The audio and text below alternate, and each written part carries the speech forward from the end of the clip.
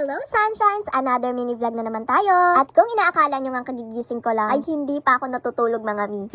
Ngayong araw din kasi ay magpapa-inject ako para sa family planning. After ng shift ko ay inantay ko na lang din magising sila Daddy JR dahil papasok din siya sa work. At eto naman si Skyler ay umer na. Pagtapos nga ng mga ganap na yon ay inilabas ko tong si Skyler para paarawan saglit. Tapos nakita pa namin tong kapitbahay naming pusa na sobrang cute. Ipinasok ko rin agad si Skyler kasi pinagpifiestahan kami ng mga langaw sa labas. Kumain nga kami tapos umalis na din si Daddy JR at kami naman ni Skyler ay natulog. Yes me, umidlip ako saglit bago umalis dahil napipikit na talaga ako ng mga time na to. Tapos mga katanghalian ay napabangon na nga talaga ako nang wala sa oras dahil dumating yung in-order kong books para kay Skyler at nasa taas yung pambayad.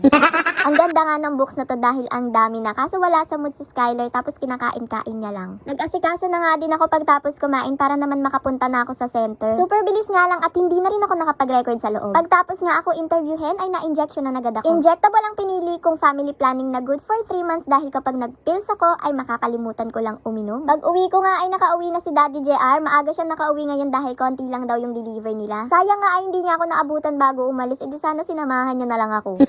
Laro-laro ko pa nga si Skyler dito at tuwang-tuwa naman tong batang to.